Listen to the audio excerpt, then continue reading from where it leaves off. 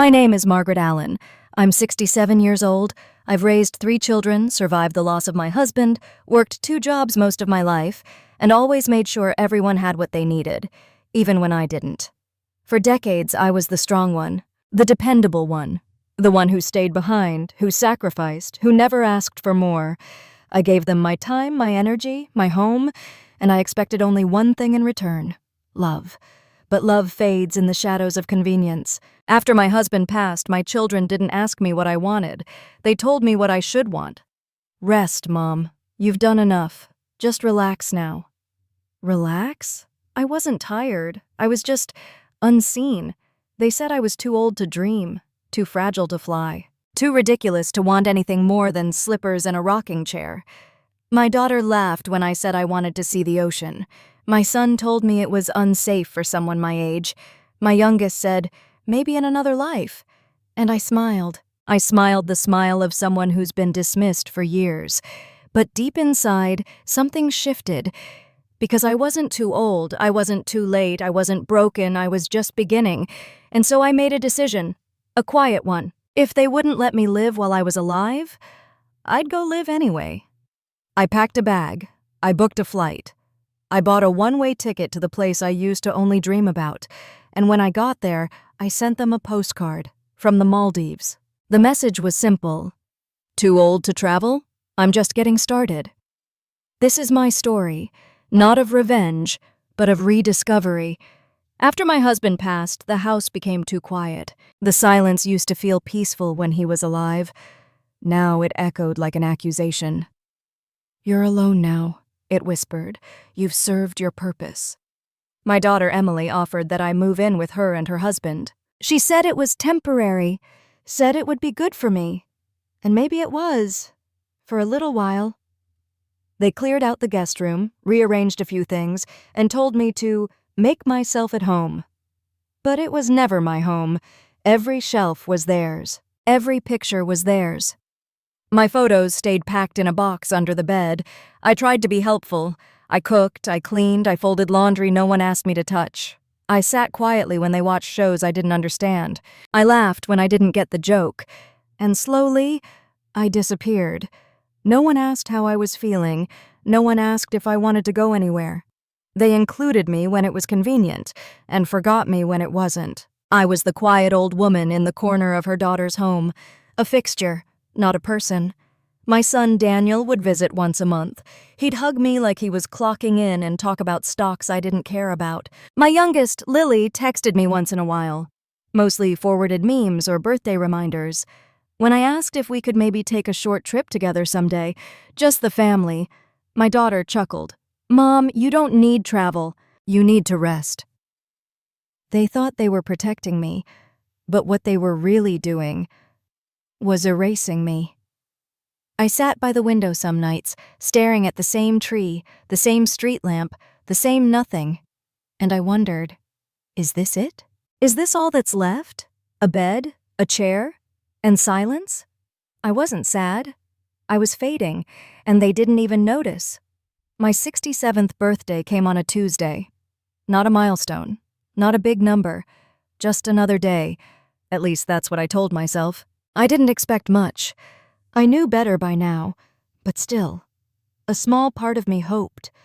Hoped they'd remember who I used to be. Hoped they'd treat me like more than just a calendar event. The morning started like any other. My daughter handed me a card. No envelope, no handwritten note, just "Happy Birthday, Mom" in printed font, and a scribbled "Love you" below. At lunch, they brought out a store-bought cake. No candles, no song. My son called, not to say happy birthday, but to ask if I'd seen his lost tax papers. That evening, they gave me a gift. Socks, warm, fuzzy, practical. For the cold nights, my daughter said. I smiled. I thanked them. I nodded like I was grateful. But inside, something cracked. I had spent years of birthdays making magic for them. I baked cakes from scratch. I saved pennies to buy them books they whispered about. I stayed up late decorating the kitchen with hand-cut stars just to see them smile. And now, socks. A card without a thought. A dinner where I wasn't even asked what I wanted to eat. That night, after everyone went to bed, I sat at the kitchen table alone. The leftover cake was half covered in plastic wrap. The gift bag with the socks was already in the trash. I looked at my phone. No new messages. No calls from friends. I didn't have many left. And in that silence, I whispered to myself, is this what I've become? A warm body in someone else's house? A name they only remember when it's printed on a calendar? I stood up, walked to my room, opened the bottom drawer. And there it was. My dream. Still alive. A faded postcard I had kept since my 30s. Turquoise water, white sand, and the word Maldives in big, looping letters. I held it in my hands like it was treasure. And for the first time in years, I didn't just feel sad. I felt awake. A few days after my birthday, we were all in the living room. My daughter and her husband were talking about their next vacation, a cruise to Italy. My grandson was playing a video game on the floor, half listening. I was folding laundry, just like always. They were laughing about packing, excursions, wine tasting. I said softly, Italy. That's always been a dream of mine. Silence. Then, without looking at me, my daughter said, Mom, don't be silly. You can't even handle stairs anymore. Her husband chuckled. She's serious? What would you even do there? My grandson muttered under his breath, Yeah, Grandma, the only flight you should take is a nap. And they all laughed. I didn't. I smiled. That empty, invisible smile women learn to wear when they've been dismissed one too many times. I stood up quietly and carried the laundry basket to my room. But inside? A fire started. It wasn't anger. It wasn't even pain. It was clarity. I suddenly saw it all for what it was, the way they talked around me, not to me, the way my age became a punchline, the way my dreams were treated like fiction. I was no longer a person to them. I was a routine, a caretaker, a warm body that folded towels and kept quiet, and something in me broke, but not in the way they thought. I didn't cry. I didn't beg. I simply knew. I was done shrinking myself to fit inside someone else's small version of me. If they thought I was too old to move, they had no idea what I was about to do next. That night, I didn't sleep. I lay in bed staring at the ceiling fan, listening to it spin in slow, lazy circles. I heard the soft hum of the refrigerator, the distant sound of traffic. And in that quiet, a thought anchored itself deep inside me. I don't need their permission to live. I got up slowly, careful not to wake anyone, and walked barefoot to my closet. In the very back, behind coats and blankets, I pulled out an old shoebox. Dusty, taped shut. Forgotten by everyone but me. I sat on the floor, turned on the lamp, and opened it. Inside, a faded postcard from the Maldives. A small leather notebook filled with places I once dreamed of seeing. Ticket stubs from a trip I took before I was a mother. And one bank statement from a secret savings account I never closed.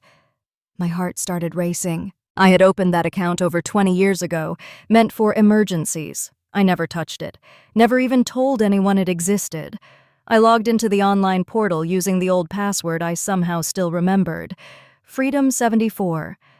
And there it was. $9,460. Not a fortune. But enough. Enough for one last adventure. Enough to remind myself I'm still alive. Enough to prove to them, and to me, that I am not a shell of a person. I closed the laptop and took a deep breath. That night, I didn't tell anyone. I didn't cry. I didn't announce anything. I simply made a decision, a quiet one.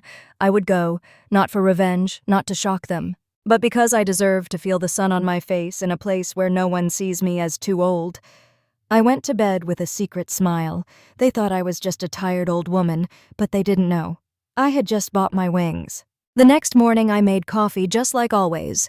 1 sugar, a dash of cream. Same chipped mug, same chair by the window. But something inside me had shifted. I wasn't drinking to pass time anymore. I was drinking to plan. After everyone left for work and school, I returned to my room, locked the door, and opened my laptop. I logged back into the account. It felt surreal, like opening a message from my younger self. That account had sat untouched for over 2 decades. No withdrawals, no activity, just silent growth. My husband never knew about it. I opened it after a part-time job I had during my early 40s, just in case. For emergencies, I had said. Well, this wasn't a fire or an accident, but it was an emergency of the soul. I clicked through the pages. No penalties, funds accessible, no one had access but me. $9,462.37. I stared at the number and whispered, "You did this for you, and now you're going to use it." I opened a new tab and typed, "Flights to Maldives from New York." My heart fluttered. First class? Of course not. But economy was within reach. I looked up resorts. I looked up reviews from women who traveled solo.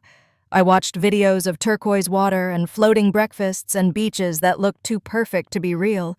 But they were real. And for the first time in years, so was I. I pulled out a notebook and wrote 3 simple goals. Book the flight. Find a safe place to stay. Do not tell anyone. This was mine. My secret. My spark. I closed the laptop. I looked in the mirror. Really looked. Yes, I had wrinkles. Yes, my hair was gray. Yes, my knees hurt when I stood too quickly. But behind all that was a woman with a plan. And for the first time in far too long, I felt powerful. That afternoon, I sat at my desk with a cup of tea, the curtains drawn just enough to let sunlight spill onto the floor. My heart was light, my mind clear. I wasn't escaping. I was choosing. I opened my laptop again, took a breath, and typed, "Best places in the world for solo travel." The screen flooded with possibilities. Bali, Santorini, Kyoto, but then Maldives. I clicked. The images loaded like dreams. Overwater villas, hammocks strung between palm trees, water so clear it looked like glass, smiling women holding fresh coconuts, and something in me cracked open. I had seen pictures before, but now I let myself believe them. I clicked through video after video, watched vlogs by women who traveled alone. Some were older than me, some looked nervous at first, and then radiant. They weren't rich, they weren't models, they were just brave. I wrote down everything. Visa requirements, travel insurance, resorts with 24/7 staff, transportation from the airport. I made a list of items I'd need. A new swimsuit, a sun hat, sandals, a good camera, and courage. The kind of courage I hadn't used in years. I checked the prices. Flights weren't cheap, but I could do it. Some resorts were expensive, but I found a quiet guest house run by a local family with glowing reviews. Breakfast included. Ocean view. Peace. I looked at the screen for a long time. My finger hovered over the Book Now button. And then I clicked. A simple sound. Click. But to me, it sounded like a starting pistol. I sat back in my chair and smiled. I hadn't felt this alive since before my children were born. Not because I didn't love them, but because I had forgotten how to love myself. And now, I was remembering. One page, one plan, one dream at a time. Paradise wasn't a fantasy anymore. It had a flight number, and I was going there. I've never been good at secrets. As a mother, I was the one who always found the hidden candy, the forgotten school notes, the mysterious bruises no one wanted to explain. But this time, the secret was mine, and it tasted like freedom. I didn't tell Emily. I didn't tell Daniel. I didn't even whisper it to the neighbor I sometimes waved to in the hallway. I knew that if even one word slipped, the flood would follow. "Mom, that's ridiculous. You're not thinking clearly. You could fall. You could get robbed. You could get sick." They would wrap their fears in concern and call it love. But I knew the truth. They didn't want me to do anything that reminded them I was still a person, so I made my moves in silence. I ordered a suitcase, light with wheels that spin in all directions. I bought a sun hat, not beige, turquoise, the color of the sea I was about to meet. I went to the store and, for the first time in years, I bought a swimsuit. I laughed in the dressing room, wrinkles and all. I looked like a woman who was about to change her life. I renewed my passport, quietly, paid extra for expedited shipping. I downloaded apps I never used before, translation tools, travel tips, currency converters. I packed one outfit per day, rolled tightly. One small book of poetry, a journal, and the postcard from the shoebox. I taped the postcard to the inside lid of my suitcase, so when I opened it on the island, I'd remember where this all began. Every night, after they went to bed, I double-checked my itinerary, printed copies, backups on my phone. I even taught myself how to order room service. In Divehi, I left nothing to chance, but I also left room for magic. Because I wasn't just traveling, I was escaping invisibility, and I wanted every moment to be mine. This wasn't a tantrum. This wasn't revenge. It was restoration, of voice, of joy, of choice. And I built it, piece by piece in the dark, like a woman planting seeds under the stars, knowing that soon the sun would rise. I chose to leave on a Tuesday, not for symbolism, not for sentiment. But because Emily always left for work at 7:15, the house was quiet by 7:30, and the neighbor's dog didn't start barking until 8. I had planned it all, down to the minute. My suitcase stood by the door like a soldier, my boarding pass printed, passport tucked neatly into the side pocket. I wore soft shoes and quiet resolve. At 6:45, I stood in the kitchen and made one last cup of coffee. I looked around. The chipped tile, the fridge covered in school magnets, the silence that had grown too familiar. I wasn't sad. I was finished. I took out a small envelope and placed it on the kitchen table. Inside, a short letter. Don't worry, I am safe. I am not running away. I'm finally walking toward something. I've spent years being what everyone needed. Now, I'm going to find out what I need. Love doesn't mean obedience. It means letting people grow. I hope one day you'll understand that. Mom. I signed it in ink, my hand steady. At 7:12, I heard keys jingle and a front door close. At 7:16, I wheeled my suitcase down the hallway. The morning air was cool, and the sun had just begun to rise. No one saw me leave. No one stopped me, and I didn't look back. I got into the cab, gave the driver the airport address, and exhaled like it was the first real breath I'd taken in years. Through the window, the city blurred. The noise, the streets, the routines I had memorized, all slipped behind me. I was free, not because I escaped a prison, but because I had built the courage to walk away from a cage with an open door. As the plane lifted off the ground hours later, I felt it, not fear, but lightness. And when the clouds cleared and the ocean came into view, that impossible glowing blue, I cried, not for what I was leaving behind, but for what I was finally reaching for. When I stepped off the boat, everything stopped. The air was warm but soft, like silk. The breeze carried salt, light, and something else, something holy. The island was quiet. No horns, no phones, no shouting, just the hush of water and wind moving like a lullaby. I stood there with my suitcase beside me, feet still in travel shoes, staring at the most beautiful place I had ever seen. White sand like flour, palm trees swaying like they were dancing just for me, and the ocean. My God. That ocean. Blue wasn't even the word. It was clear, endless, glowing. It was what my soul must have looked like before the world told me to sit down and be quiet. I took off my shoes, slowly. I walked forward, step by step, until my feet touched the water. Warm, gentle, alive. The waves wrapped around my ankles like a welcome. I smiled. Then I laughed. Then I cried. Not because I was sad, not because I missed anyone, but because I couldn't believe I had waited so long to feel this. A local woman handed me a fresh coconut with a straw and said, "First time?" I nodded, speechless. She smiled. "Then the ocean will remember you." And somehow I believed her. I walked to my small bungalow, opened the door, and sat on the edge of the bed. I unpacked slowly, like someone unwrapping a second life. I pulled out the postcard, the one that had waited for me all these years, and taped it to the wall above the nightstand. Same image, same sea, same dream. But now, it was no longer an idea.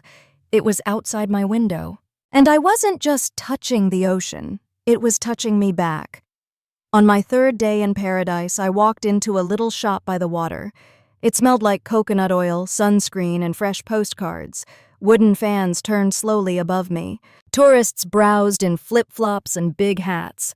And there I was, a 67-year-old woman, barefoot, brown from the sun, smiling at a postcard rack like a schoolgirl. I found the one immediately. A photo of the island. Soft sand, turquoise sea, one lone chair under a white umbrella. I picked it up and ran my fingers over the glossy surface. "This is the one," I whispered. At the counter, I asked for a pen. I took my time. I wrote slowly, carefully, like every word was a stone in a garden path I was building back to myself.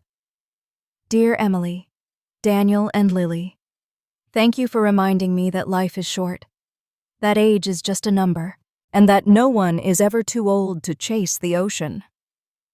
I'm sitting under palm trees, drinking fresh coconut juice, and watching the waves write poetry across the sand. You said I was too old to travel, so I traveled farther than any of you ever imagined, and I've never felt younger. Love from the Maldives. Mom. I added one small drawing in the corner, a wave and a sun.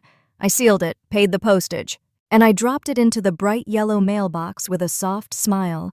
No anger, no sarcasm, no guilt. Just truth. Salt in the air, ink on my fingers. I imagined them opening it, reading it, the silence around the dinner table, the way their eyes would widen, the realization that I hadn't just gone away. I had arrived. In the world. In myself. In the life they thought had ended years ago. And the best part? I didn't need a reply. The postcard wasn't a request. It was a declaration. I am here. And I'm not coming back the same. I wasn't there when they found the letter. I wasn't there when they realized the bed was made. The closet was empty, the silence different.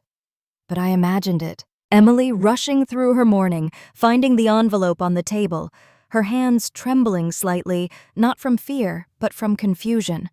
What does this mean? Daniel, reading the note out loud, frowning, trying to control the situation even though I had already taken all the control with me.